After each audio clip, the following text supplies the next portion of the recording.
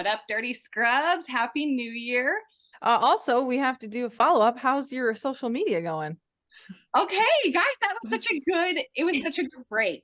Honestly, it was great. And I really loved it. And then when I got back into it, I did it really slowly. And I just was like, when I got back on, I was like, man, that appeal is kind of lost for me. Like Really? yeah, there's so much more Wow. in life that is like truly really important. And I read a book. I read Verity, and it was so good. And I just, Look at dude, this girl. I was like lost in it. And I think it just like refocused my mind a lot. So I still get on there. I do not post as much. I go through phases of like posting and stuff, but I realize more quickly what I'm doing, and I'm able to like identify the reasons that I'm on there. Am I on there because I'm stressed out and I'm trying to zone out? Or am I on there because like, hey, cool, I've done my stuff. I need a little like fun time, downtime. So I feel like it was a really, really good thing for me. Okay, so we're going to talk about conflict today. And why do you guys think that this is an important topic? Just a quick note. I would say that it's important because, I mean, the way you choose to handle situations defines your character. Interesting. Very interesting. Do you think you have to be emotionally mature to handle conflict well? Yeah, You do. I think so. You I cannot would be say an so. emotionally immature person and handle a conflict in a I don't know. I think it's human nature to shy away from conflict. mm, I think it's challenging and nobody wants to be the bad guy and people don't want to be involved in any sort of turmoil. I I think, think and it's hard to be the person who needs to have the difficult conversation sometimes. yeah.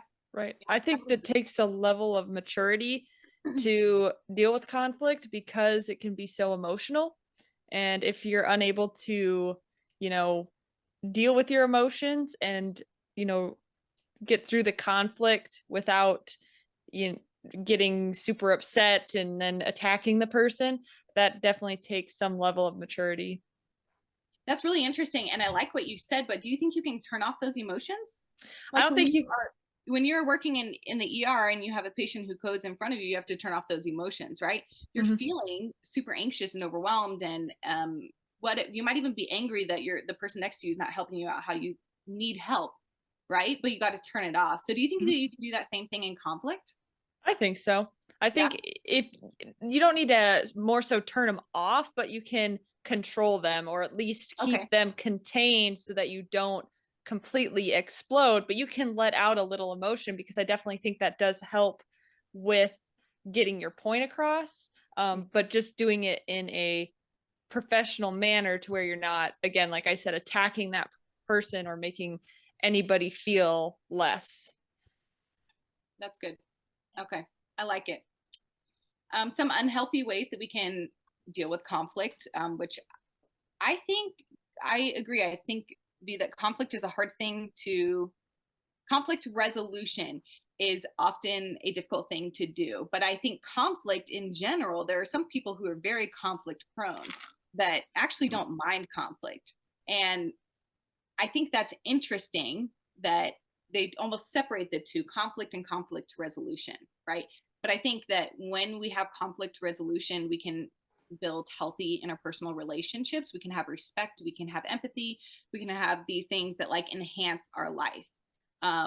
So, anyway, unhealthy may look like denial or avoidance, which I think is big for some like more passive personalities. And I think in more of my past, I was probably more of an avoidant conflict person, a little bit different now, but also you can just hide it, right? You can like swipe it under the rug. You can have a social media life that looks like you are conflict free. And yet behind the scenes, there's a lot of things that are swept under the rug and there's a lot of conflict there.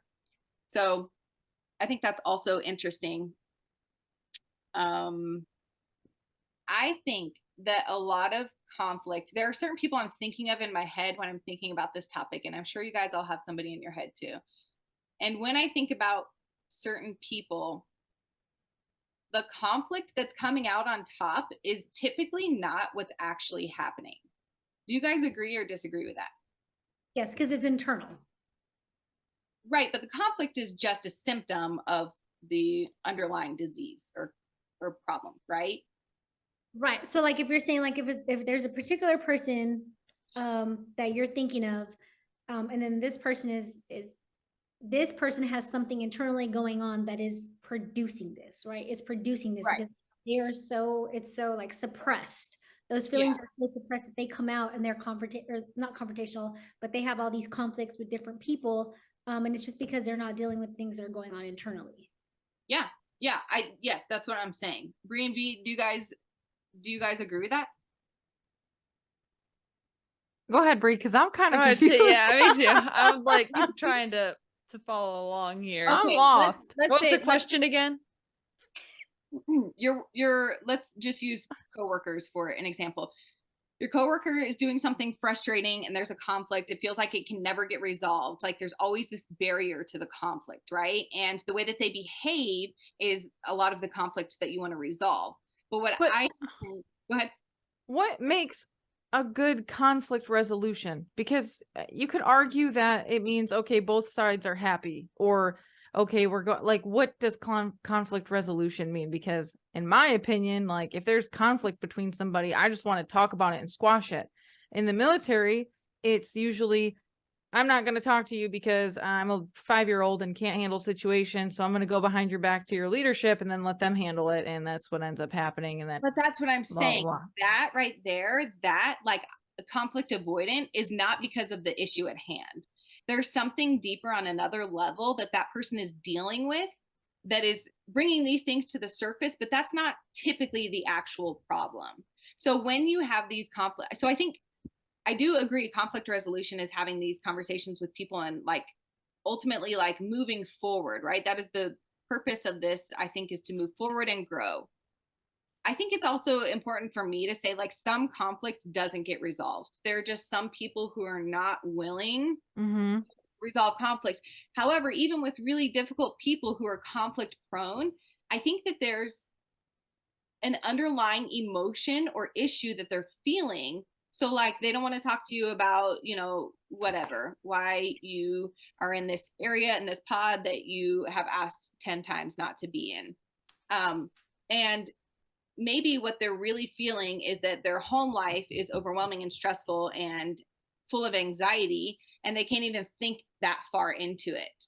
But to have that conversation with you might just be too much. So I think that when we go into conflict, it's helpful and healthy to like just start with the other person and say like, where are you at? What are you feeling? Is there anything like just I think reach a little bit different or a deeper level. And this is difficult with people that can be frustrating to get along with. Mm-hmm. So I understand that. I think a lot of times when we go into conflict, we might feel like offended by something. And we can like take that in there with like a tone of like guns blazing, ready to lay it down. Like, this is where I'm at. You're not going to do this to me. You're not going to treat me like this. Yeah. But one of the things that I was reading is what is the actual problem? Like I just said, and the problem is not that's just Jenny or that's just how she is, right? There's more to it than that. So I'll leave it on that. You guys can kind of fill in where you want. And Bri, you are such a chill personality. How do you handle conflict?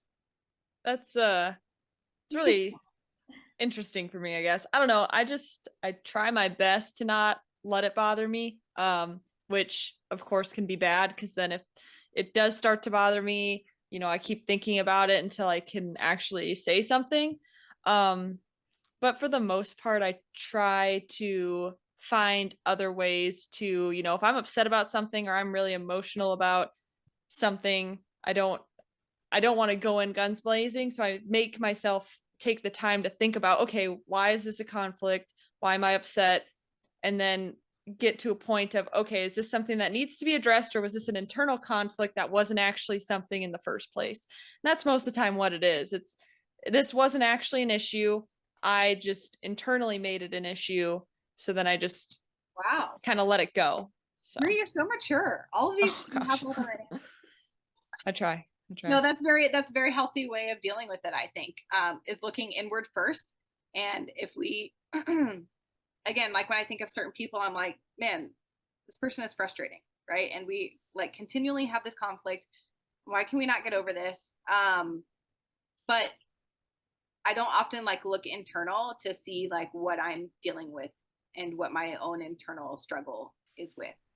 So it's often like projected, I think, on the other person. I could see that. Yeah. Sometimes I do have to talk it through, like with a, trusted friend or a family member, to just be like, hey, this is the issues I'm having. Am I justified, or is this something that, maybe I've just kind of created in my own head? And that definitely does help a lot. And that's so great. And it definitely has weeded out things that I've had to actually confront people about, and then things that I can just let go. So that's super healthy. I love that. I don't know how you're able to do that. I'm I know, opposite I'm so of you. excited to hear your answer right now. I feel like me and Dre might be on the same page maybe, but I don't know. I freaking inside, I am exploding. I don't know how you're able to rationalize and just say, you know what? Let me think about this. Am I taking this the wrong way? For the most part, 99.9% of the time, I'm usually just like, whatever, I don't care. But the 0.1 where I'm like, I can't take it anymore. I have to say something. I'm going to explode on this person. And then I do. And then I'm just like, all right, we good? Cool. Okay. So that's how you handle it. You go in, you are frustrated, you explain, and then that's it. Like I like to squash. Yeah. I get real hot and then I squash it and then I'm good. I don't know. I think you're very good at articulating yourself though. Like you say that you explode, but whenever I've ever seen you upset and confronting someone, you don't really explode. Like you come in there very logically and you just, kind of charm your way out of it. And I'm like, nice, man. I right here, this, but you're just like, Vasic up here, I'm exploding. She is super calm when she is dealing with it. And you can almost be like, dude, like, are you not mad? Like, because she is super duper calm when she's dealing at that, which to me, that's actually more scary to me.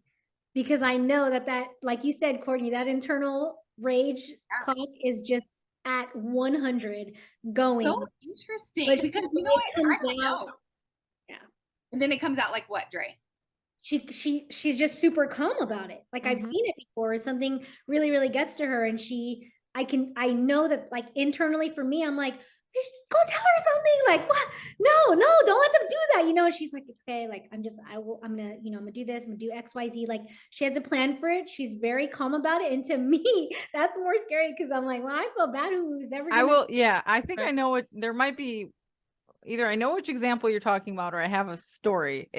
I was trauma lead one day and it was a mess, dude. Like the entire department was full. I think we had like 30 something people in the waiting room, and then an EMS shows up at the door. It didn't call report to us. And I was like, oh man. And then as soon as they came in, the trauma who had actually called report came in at the same exact time. So one called report and we were expecting them. They went into trauma. The second one did not call report and we were not expecting them. And we had one bed in the entire department open. And I was like, and it was like 10:59. So all the mid shifters were going home.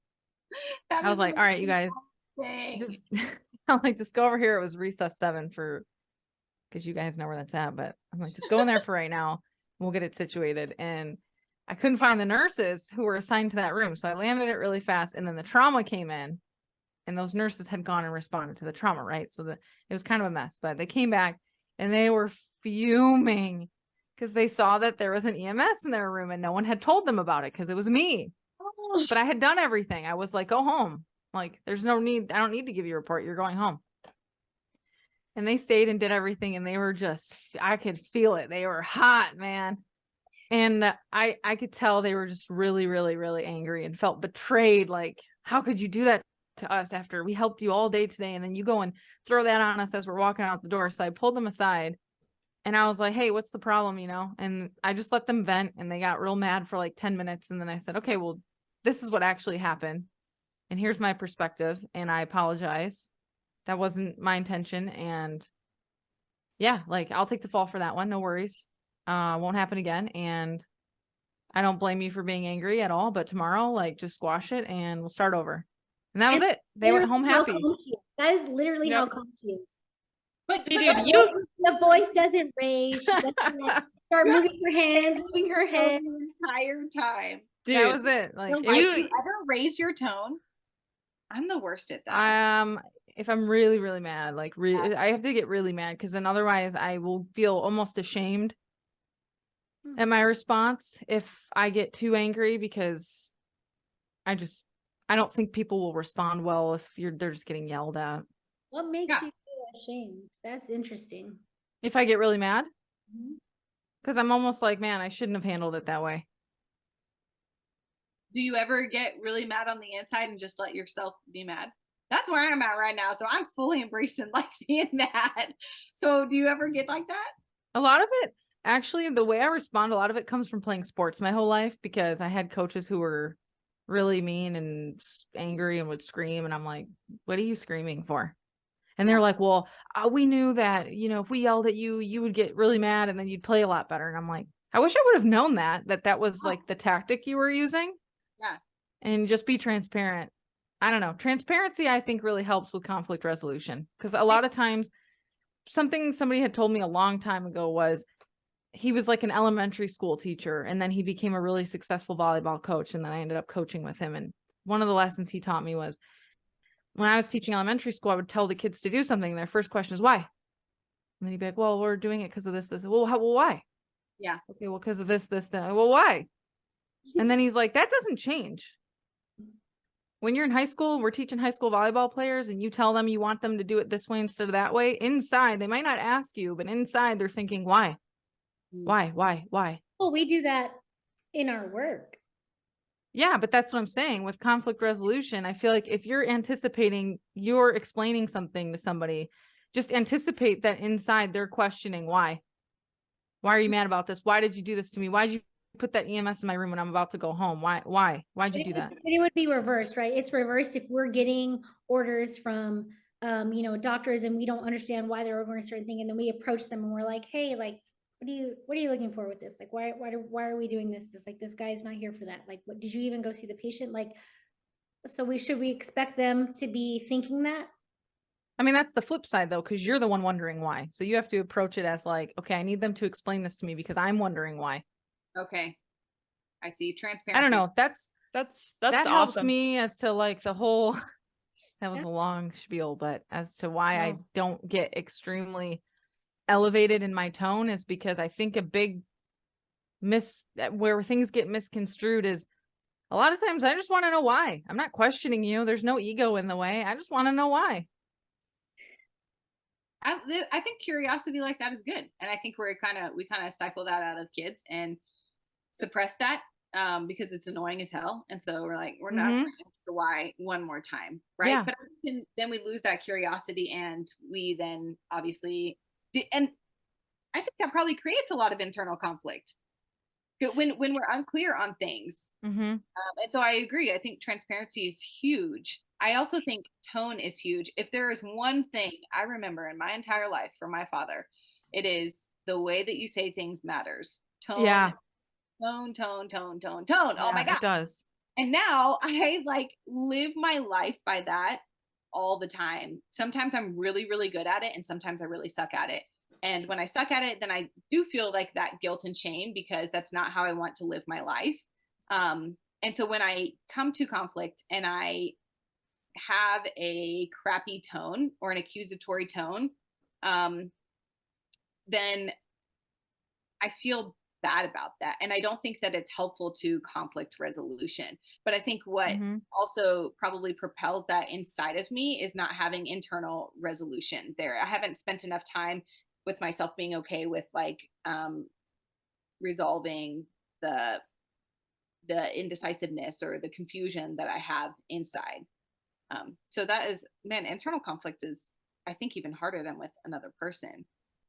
Yeah. I just think that, I mean, Vasik touched on some good things. I think that disagreeing at work, in the workplace, doesn't mean that you have to ruin that relationship. I think that it just means that you guys you get to a level where you can actually interact with your peers, and you either agree or you learn something and something great comes out of it, like, oh, well, I didn't know you could do it that way. That's great. Like, thank you for teaching me that. Or you learn why the residents or the doctors are ordering a certain thing, and then you're like, oh, so wait a minute, what? So then what happens? And so it's a learning process, it's a strengthening process, it's a growing process, and it doesn't have to ruin relationships if you can handle it the same way. Like, if you can handle it in a good way. I agree. I Yeah. think that there are certain people that have a hard time seeing it like that. And because of that, it can be very difficult to be around that or work with that. But I see what you're saying. And I think that that is a very healthy way of dealing with it. Yeah. I'm just fully convinced probably most of conflict has to do with like underlying emotions that are like out of check. And I feel annoying to my own self that I talk about emotions a lot, but I just see people and I am like, man, I can see through whatever like anger or dominance or aggression that you have towards these situations where you're like taking over and it creates conflict. I can see through that like that is not what you don't really care about that lab that's being ordered. You care that you are in the position that you're in or that you're dealing with things internally on the outside, right? Whatever that looks like, it could be a million things. So I think when we approach conflict, we have to be aware of empathy, probably leading with empathy and understanding that the way we approach people could hit an emotion for them that is very difficult to deal with. Yeah, no. So when you were talking about all that, why, it was actually pretty funny because we talked about that in class yesterday about being a great leader. What makes people a great leader? It's that a lot of the people, the subordinates, don't understand the why of what we're doing. They know the what, the how, all that Let stuff. me teach this class. I know, dude. You said that, and I was like, oh my god, were you in the classroom with us? But like, people respond so much better when you give them a why. And so Yes. I think that when you had that conflict and you came out and you said, hey, I know you're upset. This is why I did it. And you're rightfully so to be upset, but let me explain to you my thought process. Like, now that person's going to come back, and if some similar situation happens, I think it'll help calm their emotions, because they'll be like, okay, well, I know that I can go to Vasic and she can explain to me why this happened. She's not just going to blow me off and be like, deal with it, suck it up, whatever. So I just thought that was really interesting. And I think that was awesome that you said that, because I'm like, dang, she's a natural born leader. Look at that. Oh my God. I hate you. Is naturally I born. love it. Oh. I love But it. I love that you in the middle of a conflict, I feel like you're very good at thinking of your response right away. And Yeah. I need like 3 to 5 business days. I'm like, hold on, give me some time. I'll come up with some big words and we'll talk about this later. So that's another Come thing up that, with some big words. another thing I funny. admire about you. So Yeah, I agree. Dude. I agree with all of that. That's so Absolutely. funny. I think all of you guys are good with dealing with conflict. I think I'm good with dealing with external conflict fairly well. Internal conflict, I think I'm getting better at identifying and dealing with, but that is sometimes more of a struggle. But external conflict, I feel like, I don't know.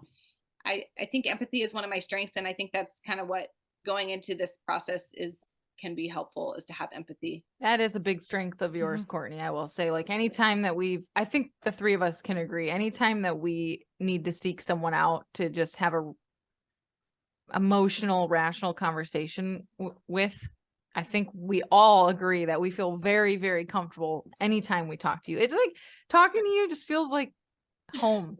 It just feels calm. I love that. I don't ever feel ashamed. I don't ever feel dumb. I don't ever feel like I was in the wrong. I don't ever feel like I was in the right. It's just it's just a great, I don't even know how to explain it. It's sure. like Start telling sitting people in I a see canoe on the shoppers. water, and you're just Right? looking around and there's no That's the vibes ripples. I'm going for. Good. Yeah. I'm glad And we you just just like look to the Therapists, walk their shore. shopee. Yeah, right. we I'd have always a long way to go. go seek you out in Delta Pod. I'm like, where's Courtney? I have things to talk I about. know. My little goal. I That's know. my I'd be like, little goal. Where's that Courtney little- today? Where's that little pregnant belly? Still There it in is. Delta. Still in Delta. Guys, you're so funny. I love that. Okay.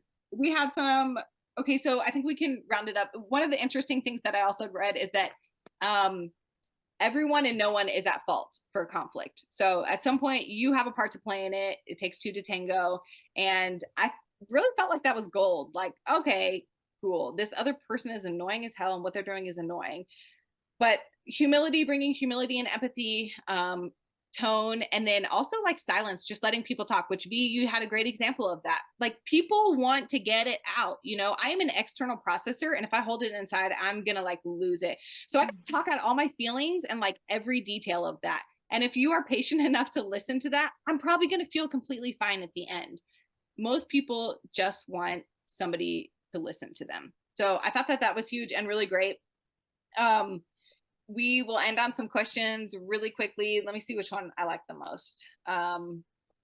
Hey, real quick, I have so I have something that I like, normally I do like affirmations or like something that I kind of go by. So like for this particular one, I read up with TD Jakes, and he said that our power lies in being positive and proactive, not only in our lives, but our daily interactions. So if I keep that in mind, trying to get to a conflict resolution anytime conflict approaches, where I'm at work, whether I'm at home with my child, with teachers, with whoever I come in interact with. If I come to a conflict resolution, I know that if I stay positive through that, and I know that if I am proactive in doing the resolution portion on my part, then that's all I need to do.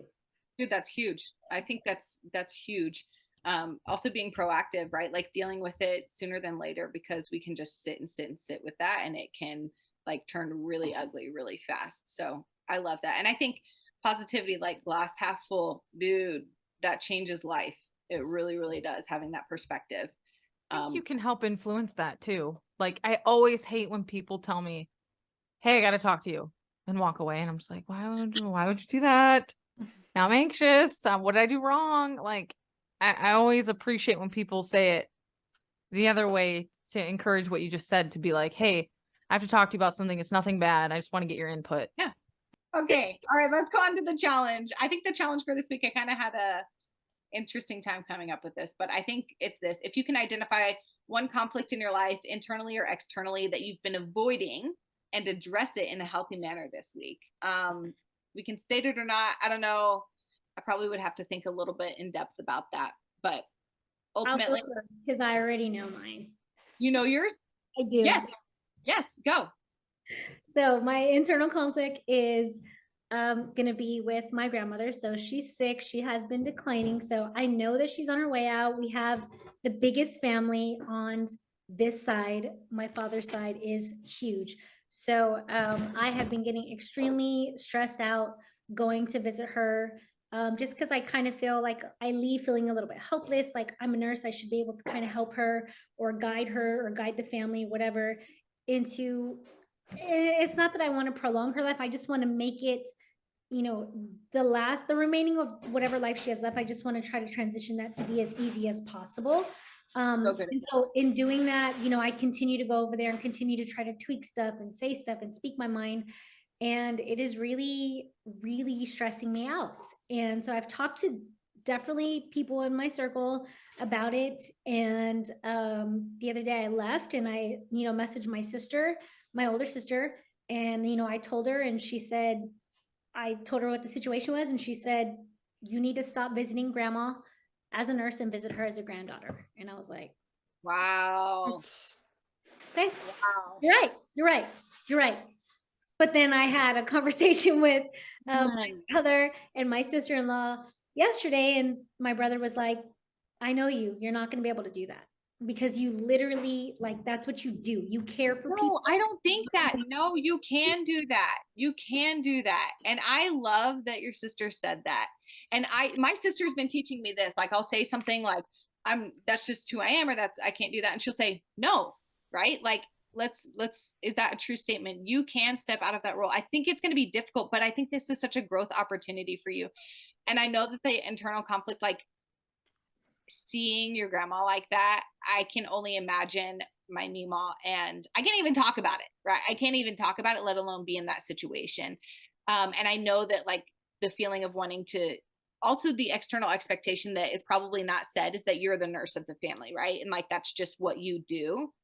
But I love, love, love that your sister said visit her as a granddaughter and not as, You know, she's just so ballsy to say it to me that she's the only one who said that, which I'm probably more people in my family are thinking that, but she's the only one who's like, I'm just gonna Yeah. tell you, like, I'm just gonna Yeah. tell you. And so Yeah.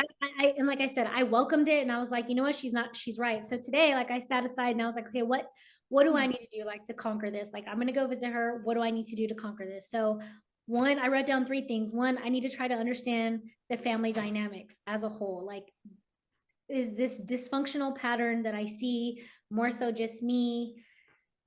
In my views, is the family actually dysfunctional? If it is, that's completely out of my control. That's nothing that I'm going to change. I could just do what I need to do for my grandma and take the initiative to do my part on how I respond to things. And that's the best that I can do. Yeah, go ahead. And then number 2, I feel know my role. I need to consistently remind myself that my role is to go over there and love her as a granddaughter and not to be like, hey, how are your feet today? Like, you're doing good? You did? Like listening to her. Not that I do that, but you know, like if she's coughing, I'm like, you feeling okay? Like, you have any chest pain? Like, you know, sitting there watching her talk, like counting her respirations, like, you know, maybe dial that down, you know my role, just visit her and love on her for whatever time she has left. And then number 3 is just to fix my parts. And that's, like you said, is going to be the biggest thing, kind of figuring out what I feel like is in my control. What am I being part of? This dysfunctional pattern that I see, how am I contributing to that? Yeah. I also need a deeper understanding of how do I transition to just be there as a granddaughter, just go back to that where I was just going to her house to go visit her before she was sick. Yeah.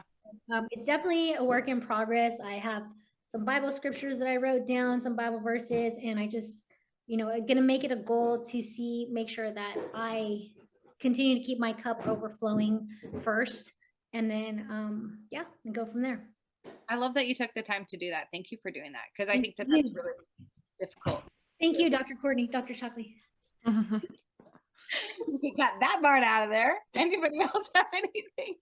Right. Really, I think that's a really hard position to be in. And I think that what you have written down is like a good direction to go in. It's healthy.